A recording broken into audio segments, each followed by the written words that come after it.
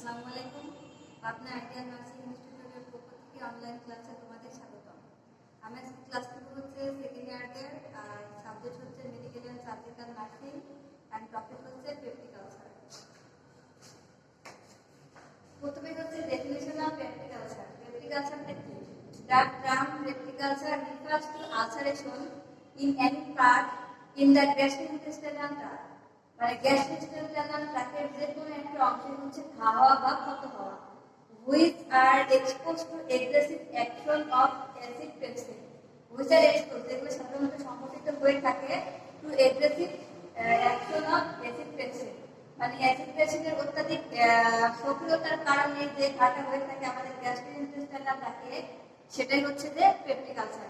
এখন পেপটিকালচারের টাইপসগুলো কিন্তু অনেকভাবে হতে পারে।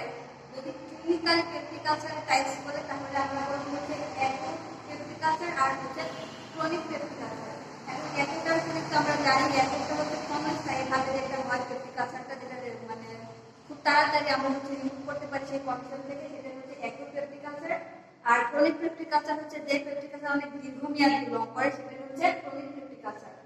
আর আরেকটা কথা হচ্ছে যদি ডিউরেশন বা পার্সেন্টেজের উপর ভিত্তি করে যদি বলে পার্সেন্টেজের টাইপস, তখন আমরা হচ্ছে বলবো দুই ভাগে ভাগ করা হয়েছে। একটা হচ্ছে ডিওড্রেনাল আলসার আর একটা হচ্ছে গ্যাস্ট্রিক পেপটিকালচার। আর ডিওড্রেনাল পেপটিকালচার সাধারণত হচ্ছে বেশি হয়ে থাকে, গ্যাস্ট্রিক আলসার সাধারণত কম হয়ে থাকে। আর যদি এভারেজে বলে যে right down the types of peptic ulcer, তখন আমরা এভারেজে বলবো হচ্ছে তিন টাইপস। একটা হচ্ছে গ্যাস্ট্রিক আলসার, দুই নম্বর হচ্ছে ডিওড্রেনাল আলসার, এন্ড তিন নম্বর হচ্ছে ইসোফেগাল আলসার। এখন প্রথম কথা হচ্ছে যে গ্যাস্ট্রিক আলসারটা কি? Gastric ulcer tend to occurs in the larger curvature of the stomach near the pylorus। এখানে একটা কথা আছে, সেটা হচ্ছে পাইলোরাস। পাইলোরাসটা কি? পাইলোরাসটা হচ্ছে স্টমাক এন্ড ডিওড্রেনালের যে কানেকশন একটা জায়গা আছে, সেটাই হচ্ছে পাইলোরাস। আর এই পাইলোরাসের যে স্টমাকের বিভিন্ন ধরনের কার্ভেচার আছে, মানে একটা স্টমাকের হচ্ছে গঠন তো বিভিন্ন ধরনের খন্ড খন্ড আকারের মতো অনেক জায়গায় থাকে, সেগুলোকে আমরা কার্ভেচার বলে। সেই কার্ভেচারের যে অংশটা পাইলোরাসের কাছাকাছি আছে, সেটা এখানে যে আলসারটা হয়ে থাকে, সেটা হচ্ছে গ্যাস্ট্রিক আলসার। আর duodenal ulcer, peptic ulcer are more likely to occurs in the duodenum than in the stomach. আমি আগে বলছি যে ডিওডেনাল আলসারটা একটু বেশি হয়ে থাকে স্টমাক আলসার কিংবা গ্যাস্ট্রিক আলসারের সাথে। আর ডিওডেনাম হচ্ছে যে স্মল ইন্টেস্টাইনের আপার পার্ট হচ্ছে ডিওডেনাম, আর ডিওডেনামের যে আলসারটা হয়ে থাকে সেটা হচ্ছে ডিওডেনাল আলসার। আর লাস্ট হচ্ছে oesophageal ulcer. Esophageal ulcers occurs as a result of the backward flow of hydrochloric from the stomach into esophagus। এখানে একটা কথা হচ্ছে, আমরা যে ডাইজেস্টিভ সিস্টেম পড়ছি ফার্স্ট ইয়ারে, সেই ডাইজেস্টিভ সিস্টেমের ধাপ অনুযায়ী প্রথম হচ্ছে মাউথ, তারপর হচ্ছে ফ্যারেন্স, তারপর হচ্ছে ইসোফেগাস, আর ইসোফেগাসের পরে হচ্ছে স্টমাক আছে। এখন কথা হচ্ছে, এখানে একটা কথা আছে backward flow of the hydrochloric from the stomach into the oesophagus. প্রথমে কথা হচ্ছে যে অবশ্যই আলসারেশনটা ইসোফেগাসে হবে, কিন্তু আমরা জানি যে স্টমাকে এক ধরনের অ্যাসিড মানে খরিত হয়, সেটা হচ্ছে হাইড্রোক্লোরিক অ্যাসিড। এখন এই হাইড্রোক্লোরিক অ্যাসিডটা যখন এক ফার্স্ট ইসোফেগাসের পরে স্টমাক আসে, কিন্তু সেটা যখন ব্যাকওয়ার্ড করে যে হচ্ছে স্টমাকে হাইড্রোক্লোরিক অধিক পরিমাণে খরিত হওয়ার পরে যখন হাইড্রোক্লোরিকটা স্টমাক ব্যাকওয়ার্ড করে ইসোফেগাসে আসে, তখনই কিন্তু এই আলসারটা আমাদের হয়ে থাকে। আর এটা হচ্ছে ইসোফেগাল আলসার। এই টাইপসের মধ্যে মানে কমন যেটা পরীক্ষাতে আছে সেটা হচ্ছে যে টাইপস তো আসেই, প্লাস এই ধরনের প্রশ্ন অনেক সময় হচ্ছে তোমার এসকিউ হিসেবে দিয়ে থাকে, সেটা হচ্ছে মানে ডিওডেনাল আর গ্যাস্ট্রিক আলসারের মধ্যে কোনটা হচ্ছে বেশি সংঘটিত হয় এবং কেন, এই ধরনের প্রশ্ন কিন্তু হয়ে থাকে। আর ডিওডেনাল আলসারটা বেশি হয়ে থাকে, আর তার কারণ হচ্ছে আমরা জানি যে মানে small intestine and large intestine, এই দুইটা ইন্টেস্টাইনের মধ্যে স্মল ইন্টেস্টাইনের প্রথমে আপার পার্টে হচ্ছে ডিওডেনাল, আর এই কারণে হচ্ছে ডিওডেনাল আলসারটা বেশি সংঘটিত হয়ে থাকে। এবার কথা হচ্ছে যে দ্য সাইট অফ পেপটিকালচার ডিজিজ, মানে এই পেপটিকালচার ডিজিজটা আমাদের কোথায় কোথায় হয়ে থাকে। যেমন প্রথমে আছে lower inter oesophagus.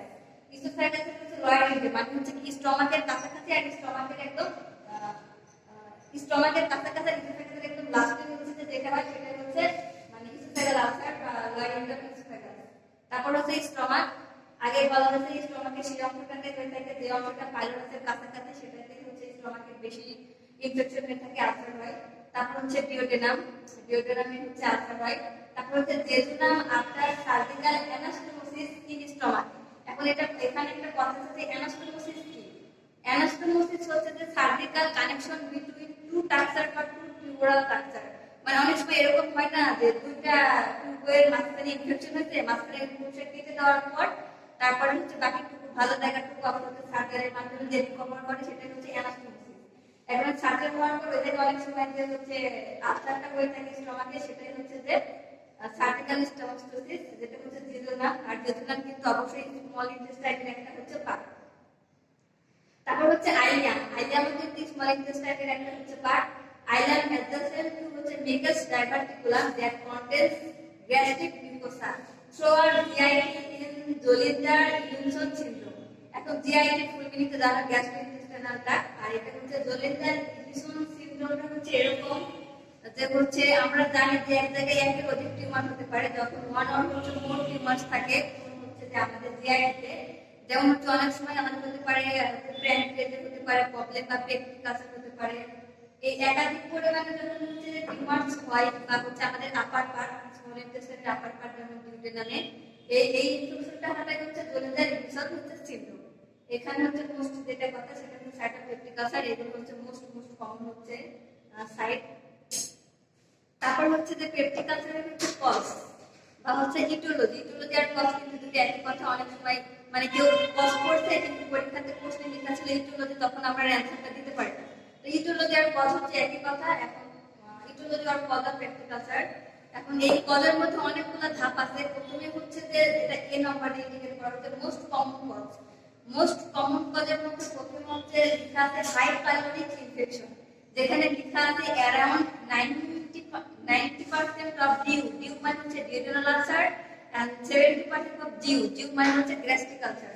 R infected with H pylori, মানে যখন ডিউডেনাল আলসার আর গ্যাস্ট্রিক আলসারটা দুটো একসাথে সমন্বিত হয়ে পরিমাণটা বেশি হয়ে যায়, তখন সেটাকে হাই পাইলোরিক ইনফেকশন বলে। তারপর হচ্ছে NSAID মানে non steroidal anti inflammatory drug. এটার ফুল মিনিং অবশ্যই সেকেন্ড ইয়ারেরা জানো, যেহেতু ফার্মাকোলজি পড়ো। এখন এই ড্রাগগুলো কি করে? এই ড্রাগগুলো হচ্ছে damage the gastric mucosal barrier. আমরা জানি যে হচ্ছে ইন্টেস্টাইনের মধ্যে অবশ্যই যে মেমব্রেন থাকে, সেই মেমব্রেনগুলোর হচ্ছে এই ড্রাগগুলো নেওয়ার কারণে সেই মেমব্রেনগুলো ক্ষতিগ্রস্ত হয়। অ্যান্ড আর important etiology factor in up to 30% due. আর এই মেমব্রেনগুলো ড্যামেজ হওয়ার কারণে আমাদের হচ্ছে প্রায় মানে সম্ভাবনা থাকে 30% গ্যাস্ট্রিক আলসার হওয়ার। আর সবচেয়ে ইয়াং জেনারেশনের মধ্যে যে মোস্ট কমন একটা কজ সেটা হচ্ছে স্মোকিং। আর স্মোকিং এর কারণে যেটা হয়ে থাকে dress healing and promote recurrence, মানে এই যে আলসারেশন হয়, সেই আলসারেশনটা যে আমাদের রিকভার হবে প্লাস যে কতটা হেলিং হবে, সেই হেলিংটা হচ্ছে লেটে বা বাধাগ্রস্ত হয় হচ্ছে স্মোকিং এর কারণে। আর এই পেপটিক আলসারটা মানে ওভারেজ এজ যে ক্ষেত্রে বেশি হয় সেটা হচ্ছে মিডল এজদের বেশি হয় হচ্ছে পেপটিক আলসারটা। এবার হচ্ছে আদার কজ, মানে প্রথমে হচ্ছে মোস্ট কমন কজ ছিল, এবার হচ্ছে 2 নম্বর হচ্ছে আদার্স, যেগুলো হচ্ছে ওই মেরের কাছাকাছি প্রায়। প্রথম হচ্ছে acid pepsin versus mucosal resistance. ওই যে একটা কথা, পেপটিক আলসারের মূল মানে মেন সম্পর্কিত কারণ হচ্ছে যে পেপসিন এফেক্ট আছে, ওটার ইমব্যালেন্স। আর ওটাই হচ্ছে যে আমাদের মিউকোসাল যে মেমব্রেন আছে অ্যাসিড পেপসিন, ওটার হচ্ছে ইমব্যালেন্সটাই হচ্ছে যে এই কথাটা। তারপরে হচ্ছে জেনেটিক কারণ হতে পারে, যেমন হচ্ছে have positive family history and হচ্ছে ব্লাড গ্রুপ। অনেক সময় ব্লাড গ্রুপ আমাদের ফ্যামিলি হিস্টোরির উপরে পেপটিক আলসারটা হয়ে থাকে, সেই ডায়াবেটিক্স এর মতো। আর ব্লাড গ্রুপের মধ্যে যে মেল গ্রুপটা বেশি বেশি মানে থাকে সম্ভাবনা হয় সেটা হচ্ছে ও গ্রুপটা। তারপর হচ্ছে নিউরোজেনিক। নিউরোজেনিক আমরা তো জানি যে হচ্ছে নিউরোজেনিক কারণ হতে পারে, যেমন স্টেবুলেশন অফ হচ্ছে vagus result in gastric hypersecretion and হচ্ছে হাইপারমোটিলিটি। হাইপারসিক্রেশন মানে অধিক পরিমাণে যখন সিক্রেশন হয় আর তার কার্যকর ক্ষমতা যখন অধিক পরিমাণে হয়ে থাকে, আর স্টিমুলেশনটা অধিক পরিমাণে হয়, তখনই ওই অ্যাসিড পেপসিন কার্বন ইমব্যালেন্স হয়, তখন হচ্ছে যে পেপটিক আলসার হয়ে থাকে। তারপর হচ্ছে স্ট্রেস এন্ড হচ্ছে অ্যাংজাইটি। স্ট্রেসের অ্যাংজাইটির কারণে আমরা জানি অনেক সময় হরমোনাল হচ্ছে ইমব্যালেন্স হয়ে থাকে, আর সেটাই হচ্ছে কারণ হচ্ছে যে পেপটিক আলসার। তারপর হচ্ছে বার্ন এন্ড হচ্ছে সিভিটি মানে হচ্ছে cardiovascular disease. Burn and cardiovascular ডিজিজের কারণে হচ্ছে পেপটিক আলসার হয়ে থাকে।